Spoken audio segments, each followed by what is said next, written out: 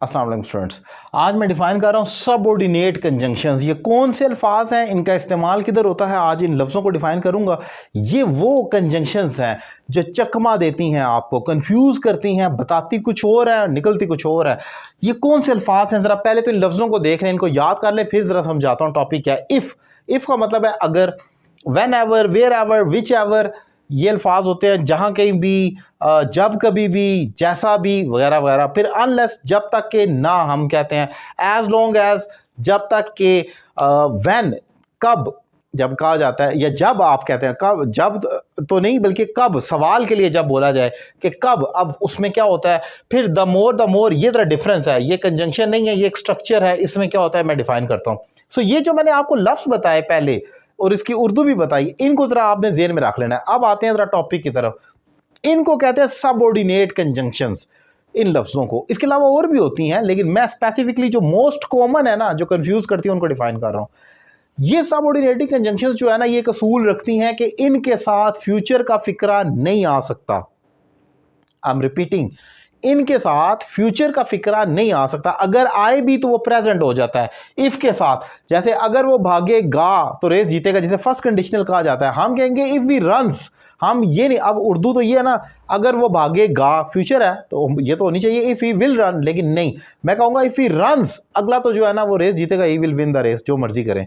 लेकिन यहां पर जो पॉइंट है वो ये है, अगर वो भागेगा, उर्दू यही होगी, लिखी भी यही होगी, बोली पढ़ी सब ये जाएगा, अगर वो भागेगा। लेकिन आप ट्रांसलेट करेंगे अगर वो भागता है, इफ ही रन्स, आप उसको चेंज करेंगे। क्यों? बिकॉज इफ सबऑर्डिनेटिंग कंजंक्शन है, उसके साथ फ्यूचर आ ही नहीं सकता, अगर आएगा तो प्रेजेंट हो जाएगा। Same is the case with rest of the subordinating conjunctions, उनके साथ भी यही होगा। व्हेन एवर, जैसे वो जब कभी भी लाहौर आएगा मेरे घर आएगा। Whenever he comes to Lahore, he visits, he will visit me. अब वो जब कभी भी लाहौर आएगा होना तो चाहिए whenever he will come to Lahore, आएगा कह रहा हूं, लेकिन नहीं, मैं कहूंगा whenever he comes to Lahore. इसी तरीका अनलेस, जब तक के ना। अब मैं कहता हूं जब तक तुम मेहनत नहीं करोगे, इंग्लिश होगी अनलेस यू वर्क हार्ड। मैं ये नहीं कहूंगा unless you will work hard, होनी तो चाहिए जब तक तुम मेहनत नहीं करोगे। फ्यूचर है तो विल आना चाहिए, नहीं, मैं उसको प्रेजेंट ले जाऊंगा। इसी तरह एज लॉन्ग एज, जब तक के, अब जब तक मैं तुम्हारे साथ रहूंगा, as long as I live with you, मैं ये नहीं कहूंगा as long as I will live with you. Future है लेकिन प्रेजेंट में कन्वर्जन हो रही है, क्यों हो रही है? सबऑर्डिनेटिंग कंजंक्शन है।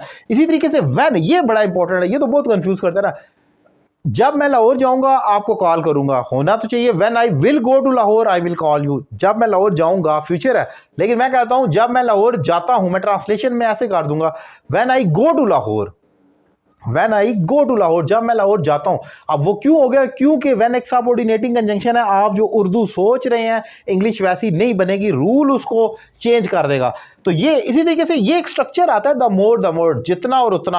अब उसमें भी यही होता है, तुम जितनी मेहनत करोगे उतनी कामयाबी हासिल करोगे। यहां पर भी वही रूल होगा, the more you work hard, मैं कहूंगा, मैं ये नहीं कहूंगा the more you will work hard, the more you will get success.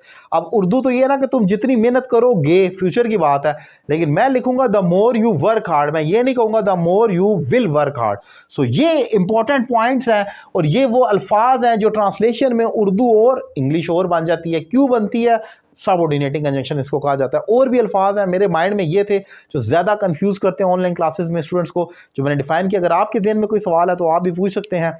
और अगर आप उसे ऑनलाइन इंग्लिश लैंग्वेज कोर्स करना चाह रहे हैं तो मेरा नंबर आपकी स्क्रीन पर मौजूद है। एक रीजनेबल फ़ी पे कर आप मुझे ज्वाइन कर सकते हैं और घर बैठे अपनी इंग्लिश में एक इंप्रूवमेंट ला सकते हैं। आपको घर से बाहर किसी अकेडमी में जाने की ज़रूरत नहीं है। 1-on-1 क्लास लें, अपनी मर्जी का टाइम सेलेक्ट करें और 3 से 4 माह के अंदर अपनी इंग्लिश को परफेक्ट कर लें, उसे में 100% इंप्रूवमेंट लेकर आएँ। Thank you very much.